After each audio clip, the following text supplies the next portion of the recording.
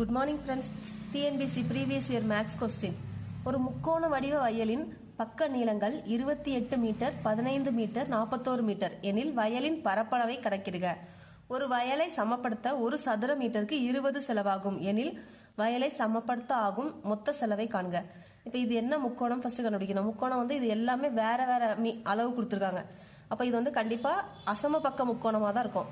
அப்ப அசம பக்க முக்கோணத்தோட பரப்பளவு பரப்பளவு தான் கேட்டிருக்காங்க. ஃபர்ஸ்ட் பரப்பளவை கணக்கிடுக. அதோட பரப்பளவுக்கு ஃபார்முலா வந்து √s minus a s minus b s minus c. இப்போ இதுல எஸ் எப்படி கண்டுபிடிக்கணும்னா இந்த மூணு வேல்யூவையும் கூட்டி 2ஆல டிவைட் பண்ணணும். மூணு வேல்யூவையும் கூட்டி 2ஆல டிவைட் பண்ணணும். அப்போ ஏபிசி அதோட வேல்யூ வந்து 28, 15, 41. இது எல்லாத்தையும் கூட்டும் போது 84/2 வரும் நமக்கு மொத்தம். அப்போ எஸ்ஸோட வேல்யூ 42. எஸ்ஸோட வேல்யூ இப்போ நம்ம ஏரியா கால்குலேட் பண்ண போறோம். அப்போ எஸ்ஸுக்கு பதிலாக 42 சப்ஸ்டியூட் பண்ணிட்டேன். இப்போ 42ல இருந்து 28 சப்ஸ்ட்ராக்ட் பண்ண போறோம். 42ல இருந்து 15, 42ல இருந்து 41, 42ல இருந்து 28 கழிக்கும் போது 14, 42ல இருந்து 15 கழிக்கும் போது 27, 42ல இருந்து 41 கழிக்கும் போது 1.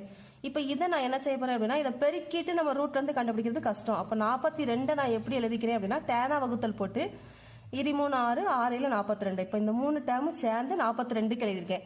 14 வந்து எப்படி எழுதிருக்கேன்னா 7 14, 27 3 9 93 27. இப்போ ரூட்டை விட்டு எப்படி வெளியில எடுக்கலாம்னா 2 டேர்முக்கு ஒரு டேர்ம் வெளில எடுக்கணும். இப்போ இந்த ரெண்டுக்கும் ஒரு ரூட்டு ஒரு 2 எடுத்துக்கலாம். இந்த மூணுக்கும் ஒரு டைம் எழுதிக்கலாம். இந்த 7க்கும் ஒரு டைம், இந்த மூணுக்கும் ஒரு டைம். ஸோ இப்போ எல்லாத்தையும் பெருக்கும் போது நமக்கு 126 மீட்டர் ஸ்கொயர். இப்போ நமக்கு இங்க ஒரு சதுர மீட்டருக்கு 20 செலவாகும் கொடுத்துருக்காங்க. இப்போ நமக்கு 126 மீட்டர் ஸ்கொயருக்கு எவ்வளவு ஆகும் கண்டுபிடிக்கணும். அப்போ வயலை சமப்படுத்த 20 ரூபா. ஒரு சதுர மீட்டருக்கு வயலை சமப்படுத்தினா 20 ரூபா. 126 சதுர மீட்டருக்குன்னா 20ஐயும் 126ஐயும் பெருக்க போறோம்.